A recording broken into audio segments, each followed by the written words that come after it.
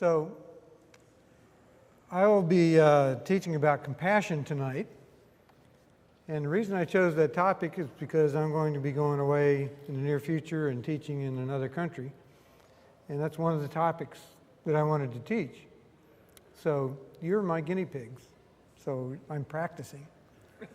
But compassion is something that's important as Christians in everything that we do. And we're going to see how compassion was used in the Old Testament, how it's used in the New Testament, and also how it's used in the world today, which is very different from the biblical definition. But I'd like to start off by just asking, and by the way, this is an interactive class. I don't think my voice will hold off to speak the whole time, so I'm going to try to elicit some comments from you and observations. So please speak up. I'll do my best to hear you. But compassion sometimes is triggered by sights. And I think you'll recognize some of these pictures I'm going to show you. But what reaction do you have when you see a picture like this? Does that do something to you? What about this? That's a photograph of the little cabin where many of those little girls were swept away in Texas. Or what about that? It's a dog.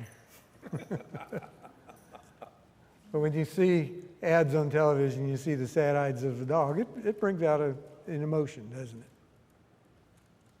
So let me just ask you then, what about this picture?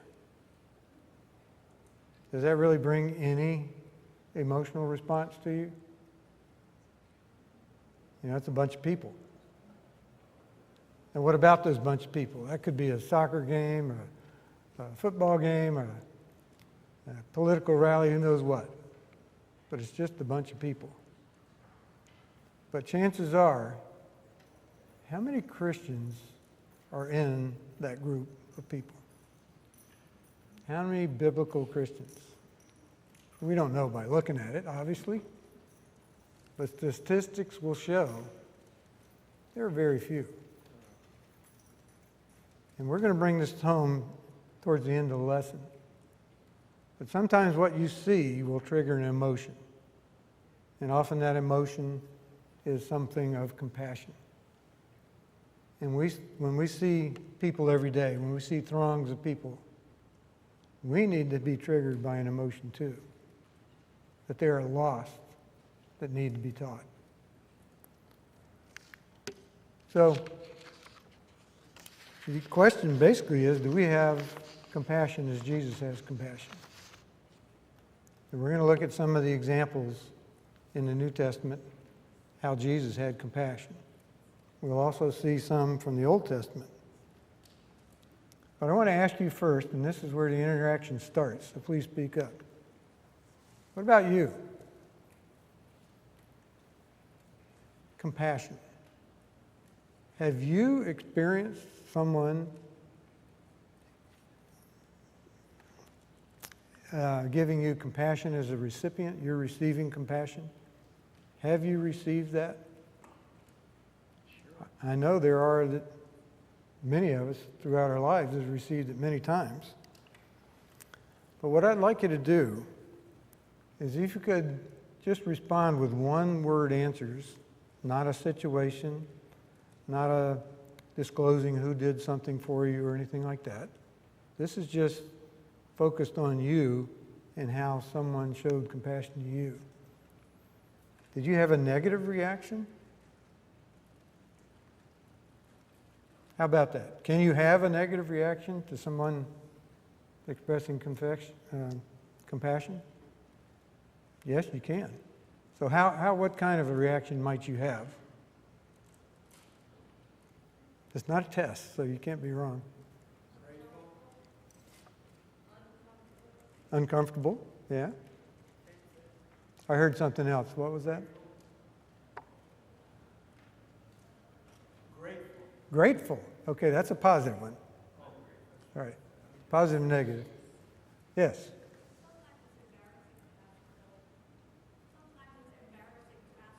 Yeah. Uncomfortable or embarrassing. It could embarrass you. What about when somebody didn't? What's that? Yeah. Yeah. So there are other types of negative reactions to compassion. And here are a few. There are some times when people are expecting compassion and they don't get any. No one expresses that compassion to them. Sometimes it'll make them feel ignored or left out. It can leave you discouraged or empty. So the caution about compassion is there are negative annotations, and we need to think about it when we express compassion to others. And on one side of this, I'd like you to think about if you were one of those that were forgotten or ignored, how do you best express compassion to others? Sometimes it's when we're in the depth of a depressing situation or an emotional situation. We need to be able to rise out of that as Christians and give compassion to others. Think positive thoughts, yeah. But when you do that, what does that do to you? That gets the eyes off of me and onto others. And often when we get in situations where we need or want compassion, it may not come. But we don't need to let that stop us as Christians from being compassionate. Now, what about positive feelings? We've already said a couple of them here. Serving others. Yeah. You feel loved. You feel loved, right. Affirmed. What other positive actions? Feel like you're part of a group or something. You feel like you belong. Yeah. Yeah. What others? And I'm asking you to think about it. So think about things that are positively impact you when you show compassion. Appreciated. Appreciated. Supported. Supportive. Excited. Excited. Yeah. And there's all kinds of spectrum on the level of emotions that go along with this. They can be from excited and joyous to, weeping. And that's not a bad thing. And guys, I want to ask you, we often know our families, our wives, girlfriends, other loved ones, are the compassionate ones, don't we? That doesn't mean that they're just emotional about things, but they show compassion more than men do. And that's a warning to us to wake up. We all need to have compassion as part of our lives, both as Christians and families and fathers and mothers and school teachers and all over. So here's some of the words that I just had written down in case nobody spoke up. But, touched or comforted came up. Soothed. Compassion can be a soothing thing from people that are discouraged. Encouraged, lifted up, acknowledged. Those were all said in one way or another. But now, when we look at the definitions of compassion, this is where it gets a big separation between what the world thinks of compassion and what the Bible teaches about compassion. So I'd like to just ask you, when you look at the definition of compassion, let me ask you, I'm going to switch back just so that's not on there.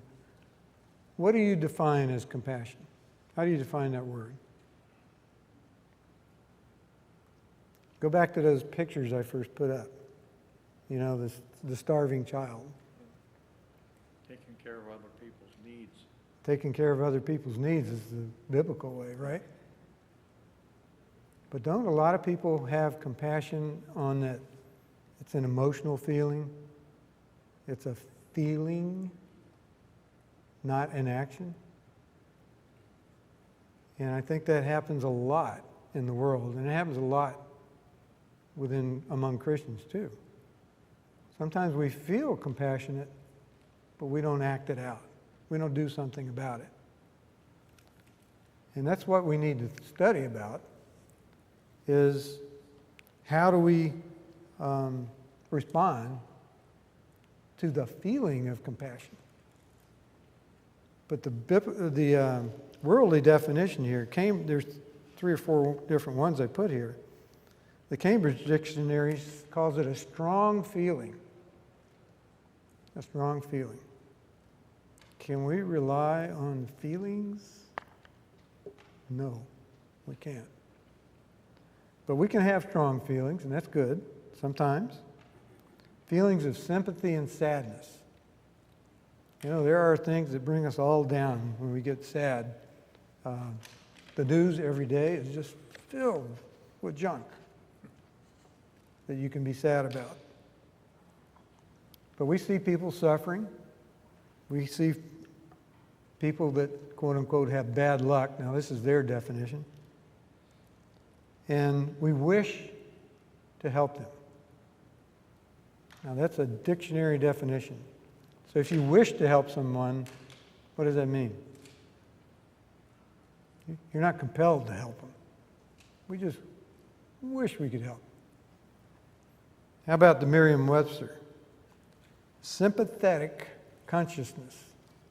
That's a little bit of a heavy definition, but sympathetic means you have sympathy for someone and you're conscious about it.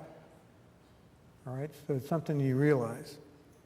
Of others' distresses together with a desire, there's another loose verb, desire to alleviate it. So in both those cases, there's a wish and there's a desire. And in the Britannica, it says a feeling of wanting to help someone who is sick or hungry or in trouble, etc. That's wanting to. So the word compassion, we'll see in a minute, biblically, isn't necessarily the word for taking action. Compassionate is a verb. Compassion is a noun. English was my second language, and I'm still working on it. So, but anyway, as a noun, it's a person, place, or thing. As a verb, it's an action. And we need to turn compassion into action as Christians. So let's look at the biblical definition of compassion. And this is a summary of the word. And I'm going to look at it in both the Hebrew and the Greek because of the depth of understanding that brings out. So compassion is basically to suffer with in the Bible. That's different than having a feeling about someone. It's suffering with someone. To show pity, there's another action. To show tender mercy. To show kindness and tender love.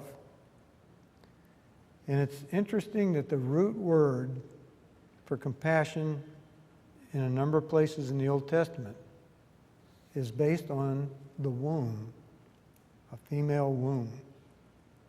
Now, the mothers in the house here that have had children, before that child was ever born, you sense that child in ways that us men can't ever understand or feel.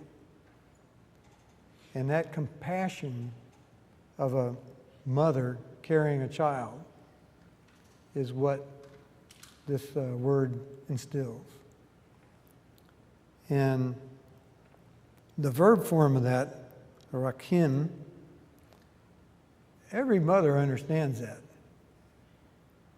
That when you carry a child, and that child moves, or you're not including the sickness and all that goes with it, but there are good things. But when the child moves, you have compassion for that child. You're carrying a life.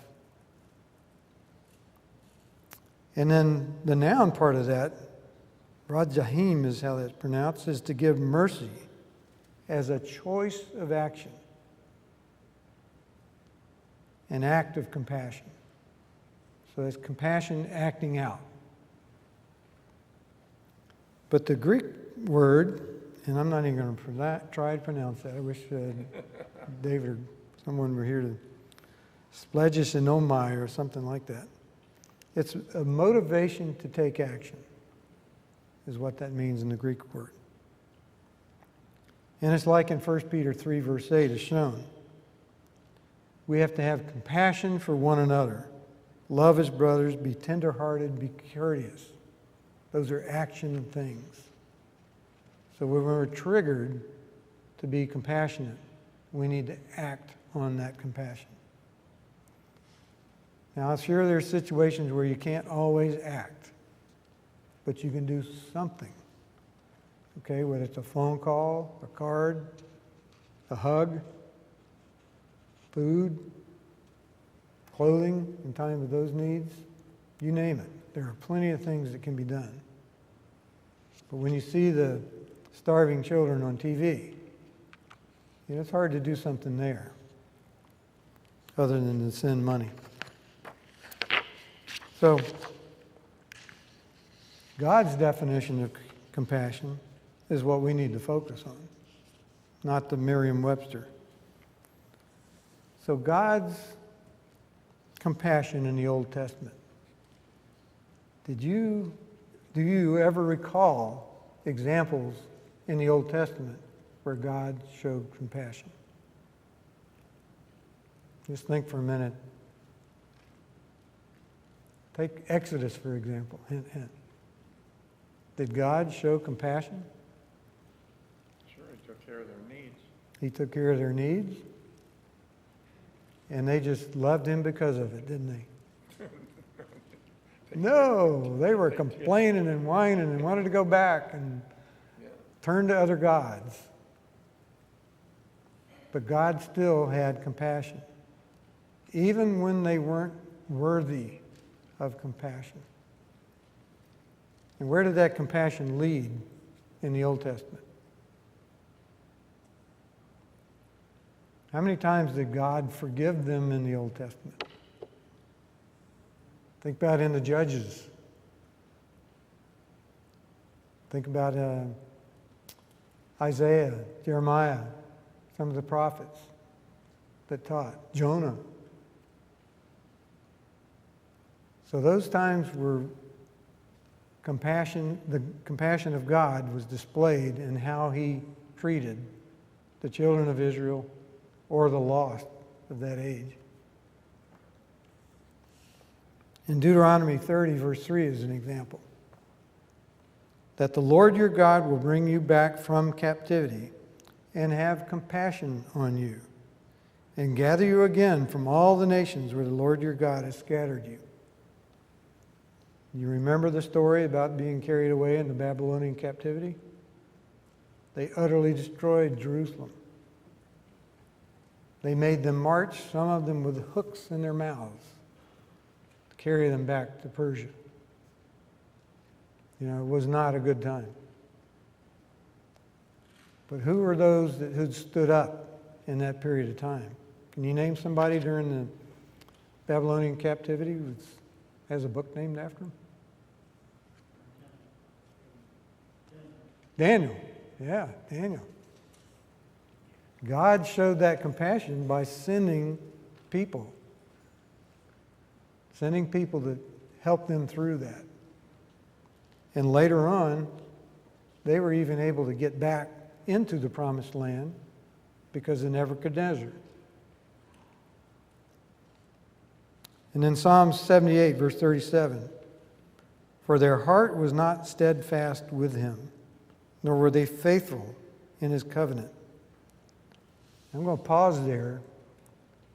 The passage in Psalms is all about in Psalm 78, is all about the children of Israel in the desert and how they whined and fussed and didn't want to do this, didn't want to do that, worshiped other gods in spite of all that God has done for them. And verse 38 says, "But he, being full of compassion, forgave their iniquity and did not destroy them. Yes, many a time he turned his anger away and did not stir up all his wrath." So our God is a compassionate God. We're going to read some other scriptures about it. He's compassionate towards us. He's taught us what compassion is. And we need to study those passages so that when times come when we should be compassionate, we're able to step up and act out that compassion. Now, Jesus had many examples of compassion. These are only but a few. Can anybody think about some of the compassionate examples that Jesus bestowed?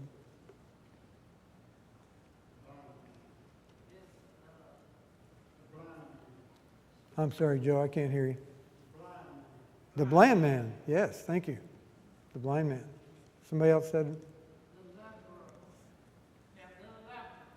The leper. The leper, yeah. Lazarus. Others? There's plenty of others. All the people that he healed. All the people that he Such healed. as the man that was dropped through the roof because he couldn't walk to get in there and he was on Right. a bed. The lame man. The paralytic. His mother. He had compassion on his mother. The blind man, there's lots of examples, isn't there? The wedding feast. Yep, wedding feast. Yep. So there's lots of examples there. And in Matthew 14:14, this is one that nobody mentioned, but when he fed the 5,000, he said, "When Jesus went out, he saw a great multitude, and he was moved with compassion for them, and he healed the sick." There's another passage that I didn't write down, but it said that Jesus was moved with compassion and fed them. Feeding the 4,000, in this case. And in Romans 5, verse 8, God demonstrates his own love toward us in that while we were still sinners, Christ died for us. That's compassion. That's tender, loving mercy. So while we were still sinners, Christ died for us. We didn't deserve anything. But he had that compassion. And in verse 9 it says, "Much more then, having now been justified by his blood, we shall be saved from the wrath through him." So the justification of Jesus shedding his blood, that was an act of compassion for the lost then and the lost throughout eternity up to the time the world ends. He still has compassion because he gives us a chance to repent and change our ways Exactly. each and every time we go the wrong way. Right? And there is nothing like that except through Jesus. There are many parables that teach about compassion. And again, this isn't a test. I'm just trying to get some interaction here. Can you think about a parable where he taught about compassion? Prodigal son. Yep. What about other ones? We know a parable is an earthly story with a heavenly meaning. right? What about another one? Good Samaritan. Yeah. Rich man. Yeah. So there's plenty of examples there of these parables where they teach us something. They should teach us something. They should teach us about being compassionate and how we act in compassion, not just have a feeling. So Luke 10 is the Good Samaritan. He said, but a certain Samaritan, as he journeyed, came and where he was. And when he saw him, he had compassion. And this was the man on the journey. And what did he do? He took care of his wounds. He carried him to a place where he could stay and paid for his lodging. Luke 15, verse 20. And he arose and came to his father. Now, this is the parable of the prodigal son. But when he was still a great way off, his father saw him and had compassion, and ran and fell on his neck and kissed him. Can you imagine that level of compassion for someone? You know, for those of you who have wayward children, you know, I can feel that. So those parables teach us about being compassionate. Now, how about compassion in action? Did I skip some?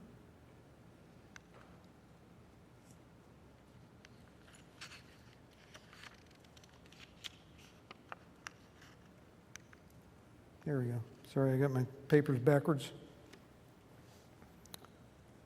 So what is some compassion in action that we should have? Now, these are Jesus' words. In Matthew chapter 25, when he talks about even the least of these that we should serve, he says, for when I was hungry, you gave me food. I was thirsty, and you gave me drink. I was a stranger, and you took me in. He's talking about you took Jesus in. But in that case, it's because we were serving someone in need. So we serve Jesus when we serve people in need.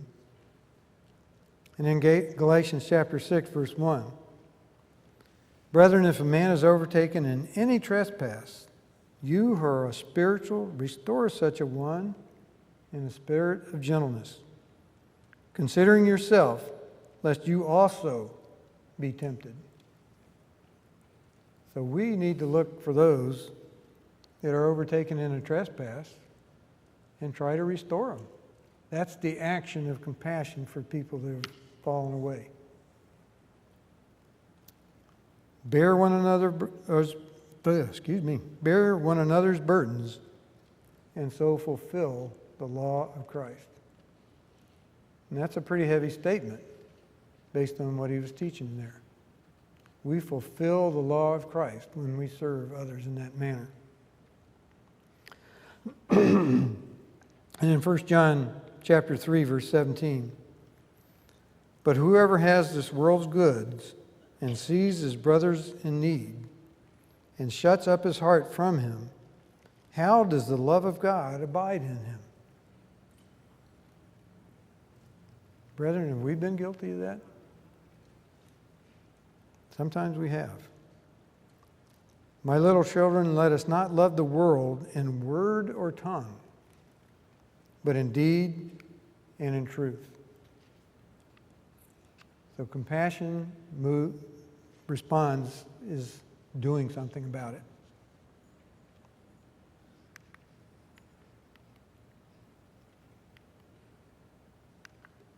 Sorry, I skipped the page there.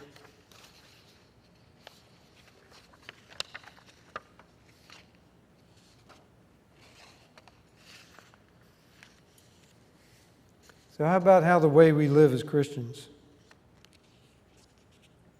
You can read it up there, but how do we show our love, compassion to one another? we're commanded to put on these tender mercies: kindness, humility, meekness, long-suffering, bearing with one another, forgiving one another. If anyone has a complaint against another, even as Christ forgave you, so also you must forgive. But above all these things, put on love, which is the bond of perfection. So we need to put on these things. We need to make them a part of our lives, part of our daily lives, and get showing compassion. And in Ephesians 4:32 there, be kind to one another, tenderhearted, forgiving one another, even as God in Christ forgave you. It's hard to forgive, isn't it? But what are we commanded to do? Forgive one another. And sometimes the one that you're forgiving doesn't deserve forgiving. But we need to do that anyway and lead them into what is true. So we need to have compassion with our friends, with our neighbors, with those that we meet in the grocery stores. You name it, wherever we are. And you can ask yourself, do I reflect compassion when I'm out in the public? You know, it's when you're driving in a car, nobody can see you, can they? But when you look over to the side and see someone that's cut you off or something, you know what I usually do sometimes? I just wave at them. All hands. But we need to be seen as compassionate. Needs to be part of our character, part of how we interact and respond. Not something we have to do out of compulsion, because we want to do it. And we read this verse before, but God is compassionate. He's compassionate in so many ways that we can't even really experience them all. His loving kindness, His mercy, and long-suffering. That's also the characteristics of grace. It's loving kindness. So how do we reflect loving kindness in our day-to-day activities? How about long-suffering? Those that you have children, that have children, know about long-suffering. And maybe if your guys would ask your spouses, they probably have long-suffering with you. But still, long-suffering is going the extra mile. And mercy. You recall the definition of mercy? Basically, it's not getting what you deserve to get. God was merciful in that He didn't give us what we deserved to get by judgment, by the law. But He gave us mercy. So Jesus showed us how to be compassionate. We need to learn that. But it's His love for the Father and His obedience to the Father that fed His compassion for man. Because He knew He was on earth for a mission. And to obey His Father's will. So, again, compassion is really love expressed through mercy, loving kindness, tender mercy, and forgiveness. So jot those down sometime and make them a part of your daily lives, if you haven't already. Now, I'm grateful for how many people are so compassionate in this congregation. You are all wonderful examples of that. And we need to expand that outside the congregation so that you're known to be a compassionate person, reflecting not on you personally, but reflecting on the love that Jesus has for us, to being like Jesus. So, how about any comments? God so loved the world that he gave his only begotten Son. Yeah. Whosoever believes in him should not perish but have everlasting life. That's right. John 3:16. That's right. Joe?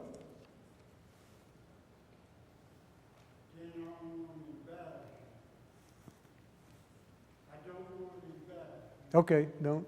I'm going to tell you with confidence. Show compassion. Well, My extended family. So you know what's part. yeah. I want to do what I appreciate. Well, thank you, Joe. But we all just need to be that compassionate because it makes a difference in people's lives when they need it the most. So let's all be compassionate. Don't just have a feeling. If you get that feeling, that's a physiological way of telling you, you better do something. So, anyway, I thank you for your time tonight. I know it's a quiet audience tonight. I know what Wednesday nights are like. So, thank you. And I hope you all have a wonderful evening and safe journey home and a wonderful week ahead. Thank you.